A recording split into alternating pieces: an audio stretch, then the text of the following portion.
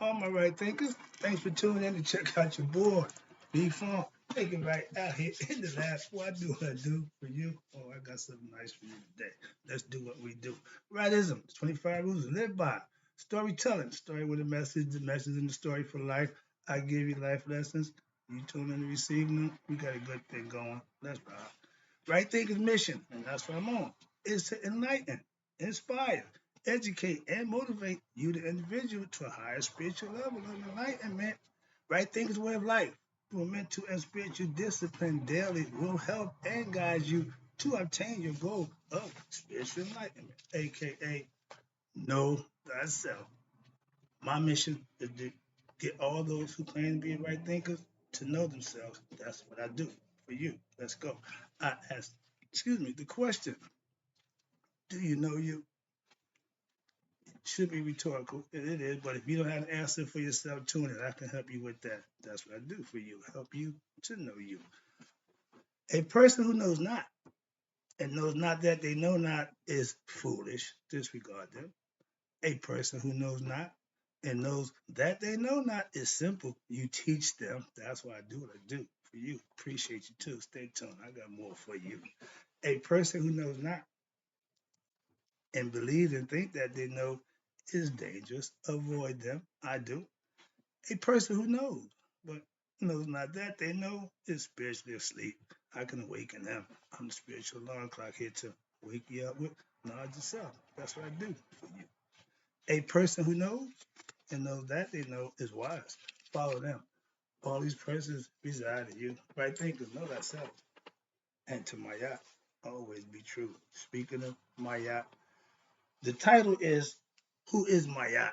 I did this lesson a while ago, but for those who may just started tuning into me, I got a good breakdown of Mayat for you. First of all, I'm gonna give you a synopsis of Mayat philosophy based on a Kemetic test. They break it down for you real simple, slow, quick line. Then I'm gonna go into the lesson. Yeah, one page. Okay, let's go. Now, living life in contradictions with truth leads to what? Pain and suffering. We suffer because we're ignorant, as well as what? Spiritual ignorance. This is called in Maya, unrighteousness. Maya is righteousness. When you're doing unrighteous, you living in dash Maya. It tells you right here, in Maya, which is unrighteousness. The path of Maya, which is right action, is the answer. Living in accordance with truth. That's how you avoid suffering. Okay? Gaining knowledge so you avoid being ignorant. So you got to worry about your IRE. I got a lesson coming up on IRE somewhere. But IRE is action. Action to do something, getting things done. And IRE is the concept of what you put out is what you're going to get back. You reap what you sow. You put out good IRE, you get back good results. Negative IRE, you know the deal. Okay. Now let's talk about ARIT. ARIT, Maya. ARIT means action. Again, work rightly. Lead life of integrity. Young people, define that word, Google that word. And in accordance with what? The Mayatin philosophy, Mayatin principles, 42 confessions. Her philosophy is second to none. That's the one I mastered. That's what I teach. Watch this. Now you got Ari Hotep. That means work contentedly with what? Peace and contentment without egoistic desires or expectations. If you do the right thing for the right reason, that's all that matters. What you get or don't get should not matter. I do things without working fee or for reward. Why? I do it because I think it's the right thing to do to help serve you. That's what I do for you. And what I get from you in return don't make a difference. Why? I just get what I get when I give it to you. What you do with it is up to you. But my blessings come from just giving it to you. So I'm doing my job. Okay? When you can live a philosophy and practice it, that's a good philosophy. That's what I'm trying to show you. This is livable. IRE Imhotep means you working contently, doing your job what you're supposed to, without egoistic concept, meaning what's on it for me.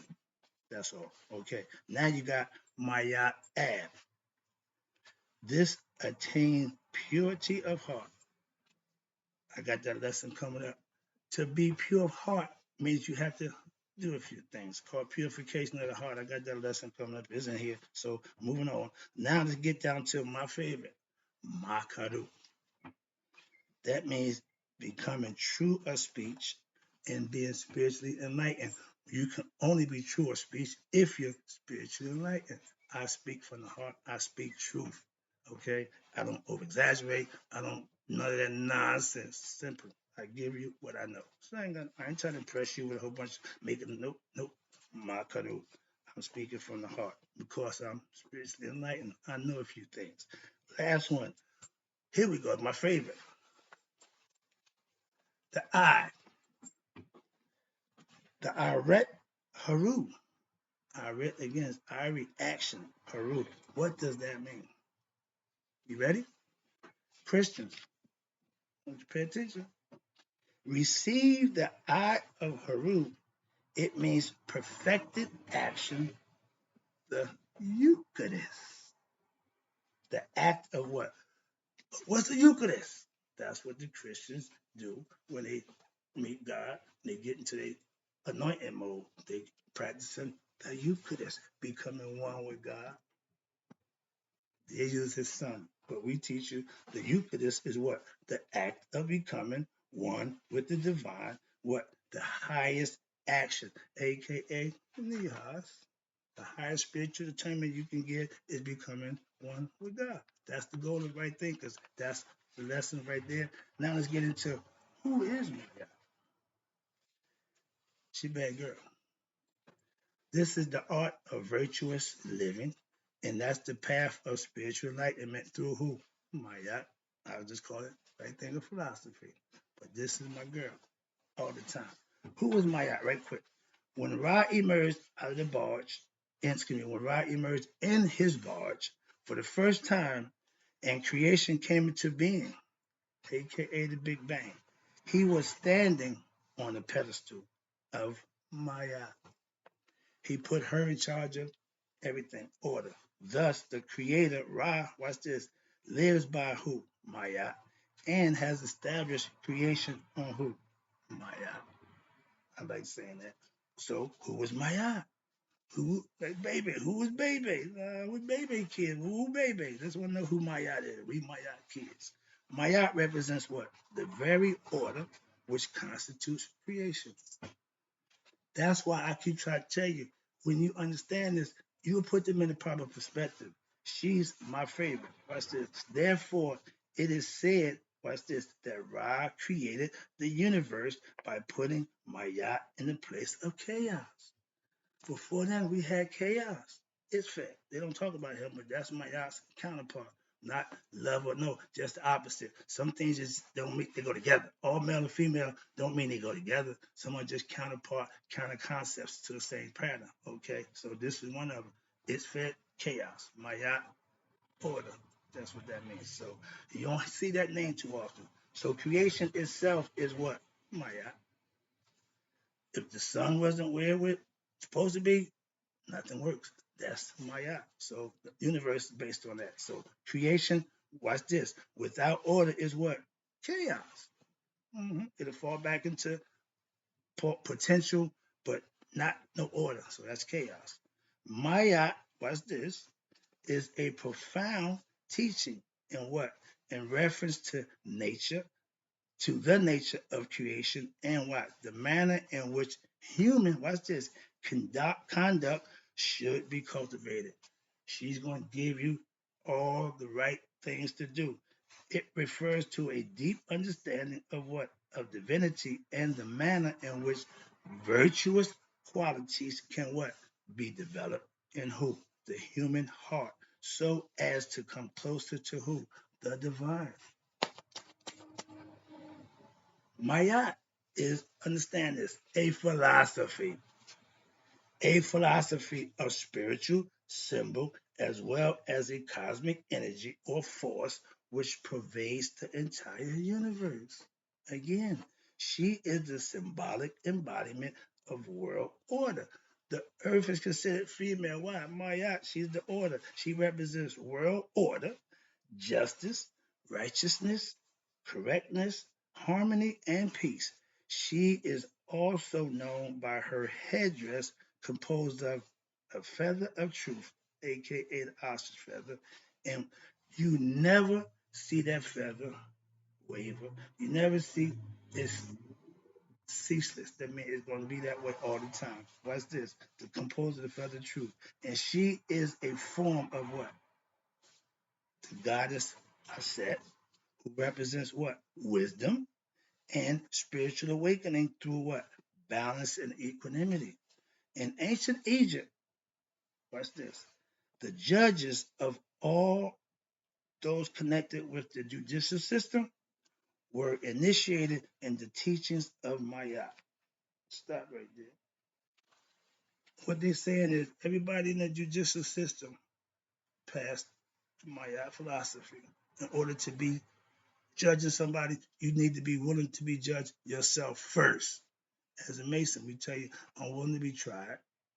And once you try me, you can't deny me, and you can try me again. It'll be the same.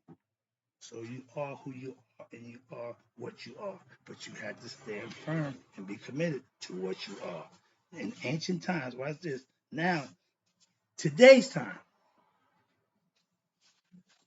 you got more corruption in a place where it's supposed to be justice. You can't have justice and corruption in the same room. Moving on, I ain't going. I don't feel like dealing with that. Thus, watch this. Because everybody was learned in Mayat, thus those who would be what? Discharging the laws and regulations to society. That's why judges got to go to school. You got to do all that. Why? They got to get proficient to do their job. So, for you to have regulations of society, they were well trained in what? The ethical and spiritual, mystical values of life presented in what? This volume, this book right here, fairness. I just gave you a lesson about fair and just. Fairness and justice, and the responsibility to serve society in order to promote harmony between two different things in society and the possibility for what? Spiritual development in an atmosphere of freedom and peace. For only when there is justice and fairness in society can there be abiding harmony and peace. Harmony and peace are necessary for the pursuit of true happiness and inner fulfillment in life. Stop right there. We as a people ain't came close to harmony or peace as a people. As a society, they regulated for thousands of years. So it had to work, or they wouldn't have practiced it and it wouldn't last so long. I'm practicing it. I'm a different type of person because of this. Learning and living this, I became an Egyptian 30 years, 20 years ago now. I'm living Egyptian. Why? Because this is a philosophy that I can get with, that I can manifest for myself and put it to use. And that's what I've been doing for the last 20 years. Simple. Along with this association, watch this. The goddess Shah, fortune, Renet, destiny, and Mishkanet, she represents Mayat, encompassing the teachings of what? Karma, aka reincarnation, or the destiny of every individual based on what? Their past actions, thoughts, and feelings. That's stored here, not up here. Thus, they have an important role to play in what? Judgment. The scene of the book of coming forth by day, understanding their principles leads the aspirants to what? Become free of the cycle of what? Of reincarnation. Why? Because they got spiritually enlightened, they know themselves, and they end the cycle of reincarnation and human suffering, and to discover supreme bliss and immortality, aka they went on into the dua, where all right thinkers want to go. Right quick. Yeah, I got a few minutes. You got Mayat. What she signify? The pedestal. Okay. When you see all the guys, you see them standing on something. Okay. She's represented by the pedestal. Sometimes she's represented by the scales. Okay, fair judgment. She's justice. So she's one who making sure everything is done. And Anubis is there to make sure the balance is right. Tahuti is there to make sure your stuff is right. So he keeps track, he describes. So move up, and also he's your conscious mind. Mayat signifies what? Watch this. That which is straight. Like I tell you about her feather. She got two symbols. There's two symbols of Mayat, and that are one, the ostrich feather that she wears in the head, and the pedestal, which upon which what? God stands. If you ever see Ptah, I got a picture of him right here. The supreme being in the form of the God, Ptah, that's him, standing on my eye. Okay, that's the concept. Watch this. And well, Ptah is often depicted standing on a pedestal, aka Mayat. Mayat, who is Mayat? Mayat is the daughter of Ra, the high God, thus being respected and understood from a perspective of she is creation itself. Why? It's based on order. And she's just and divine. Everything she do is on the right side. Now let's talk about who she is. Maya is the daughter of Ra, and she was with him in his celestial barge whenever he goes across the sky in his first when he first emerged from what? The primeval waters along with his company of gods, goddesses. She is also, remember, all the gods, the Agdo, the eight gods, they came out and all of them had opposites, male and female. Okay. And all of them represent something different. One was, I ain't going to do that right now, but yeah, there's eight gods. That's another lesson. I got that for you too. But watch this. She also known as, watch this, she's the eye of Ra. She's the good one. Other one, she's the right eye. If the left eye, that's uh Hatetu, and she's the destructive one. And he sent her out. She don't work. Okay, but watch this. She's the eye of Ra. She's the lady of heaven. She's the queen of earth, mistress of the underworld, and the lady of the gods and goddesses. Maya also has a dual form, what they call Mayate, Maati, in her capacity of what? God. Mayat is she's Mayat, which means what? Ceaseless. There you go. And regulatory of the course of the sun. In essence, the universe. Everything is in order. In the form of Mayate, she represents what? The south and the north, which symbolizes upper and lower Egypt, as well as what? Higher and lower self. Remember, where the body is considered Egypt. Okay? Mayat is the personification of justice, right? Righteousness, upon which what? God Himself has created the universe, and Mayat is also the essence of God and creation. Therefore, it is who? Mayat, who judges the souls, and it arrives in the judgment hall of Mayat. Sometimes, watch this, Mayat herself becomes the scales upon which your heart, the heart of the initiate, is judged. Mayat judges the heart, which is what?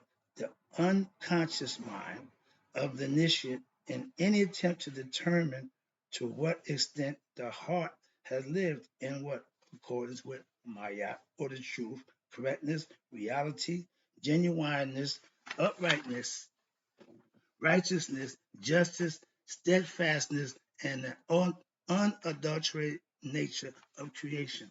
She will do what she was put here to do. Keep the order. Now, I'm going over here to wrap it up. I got a few more minutes. Where am I down here? To tell about the purity, how to purify the heart. There you go. Purification of the heart. Wrapping it up with that. How then is it possible to eradicate negative karmic impressions and to develop positive ones? Good question. The answer lies in what? Your understanding of the wisdom teachings, right thing philosophy, and your practice of them, daily practice. And when you study what the teachings, and this is the caveat, live according to them, your mind undergoes, I keep telling you, a transformation at all levels. This transformation is the purification of the heart, so often spoken about throughout the what? The Egyptian book of coming forth by day. It signifies what? An eradication of negative impressions, which renders the mind pure and subtle. When the mind is rendered subtle, then spiritual realization is possible. This discipline, spiritual discipline of purifying the heart, is by what? Living according to the teachings as known as what? Yoga of action, aka Mayat, or we know it as right thinking philosophy. The philosophy of Mayat is a profound teaching. Why you say that? It encompasses the fabric of creation as well as highly effective system of what? Spiritual discipline to hold yourself accountable. Now, even in creation, in the creation story, God, Netta and Neteru, is said to have established what? Creation upon Maya. Consequently, it follows that Maya is the orderly flow of energy which maintains the universe. Mhm. Further, Maya is the regulatory which what governs the massive planetary and solar systems as well as the growth of a blade of grass and human cell. She covers everything. This natural process represents the flow of creation, wherein what there is constant movement and a balancing of what opposites. You can't have up without down. You can't have cold without hot. You got here and there, you and me, etc. You see the opposites. That's what Maya represents. From the single to duality. Once Mayat came into existence, everything was paired up. Before then, it was one. Most people act out what the different forces which are coursing through them at the time. They don't know. These may be anger, lust, fear, hatred, anger, again, excuse me, hunger was the first one. Lust, fear, hatred, anger, elation, etc. These are all moods. These are all whimsical thoughts that are coming by. And if you act on them, watch this. They have no control over these. Why? Because they have not understood that their true essence is in reality separate from the thoughts and the emotions. Again, the dispassion, take the emotions out. Detachment, take yourself out. Okay? They have identified, what's this? With their thoughts and therefore are led to what? The consequences of those thoughts, and they lead the deeds that they engender. If your thoughts are negative, your action going to be negative, but you got to pay the price for that. Whether you was understanding, willing participant or not, your actions will be judged. You watch this, as an aspirant, right thinker, you having developed a what? Higher level of spiritual sensitivity, aka spiritual knowledge. You are now aware, watch this, that you have a choice, balance, in the thoughts that you think, spiritual discipline, and the actions that you perform, self-control. Those are the ingredients that you got to manifest on a regular basis. Watch this. And you can choose, oh, okay, I gotta get it done. You can choose whether to act in ways that are in harmony with Mayat or those that are in disharmonious, those that are disharmonious. That means you can serve your higher self, your lower self. And that's in disharmony with your higher self. If you serve your lower self, you have now studied, watch this, the words of wisdom and must now look beyond the level of ritual worship. Just thinking about it, knowing about it means nothing. Just the worship of divine. Now you have to what? Practice to experience the divine. I can't get you there. I get you to the door. You got to turn the knob, put the key in, open it, and go in for yourself. I will just get you to the door like you can get a horse to the water. I can't make you drink. I can get you there, and you got to take it from there. Moving on. Let me wrap this up. Hope you're getting it. Now, in ordinary human life, those who have not achieved the state of enlightenment, a lot of y'all, the masses, again, 85% in society at large, perceive nature as what? A conglomeration of forces which are unpredictable and in need of control. Wow. However, A spiritually sensitive, as spiritual sensitivity matures, the aspirant, right thinker, now realizes what? That what once appeared to be chaotic is in reality a divine plan of the who? The supreme being in the process of unfoldment. So the galaxy changing every day. The horoscope tell you it goes through cycle, it goes around. So when this state of consciousness is attained, guess what? You, the aspirant, realizes that there is an underlying order in nature which can and only be perceived through what? Spiritual eyes, aka the third eye. Let's go. Hope you enjoyed the lesson. I got more. I'm not done, but I'll be back.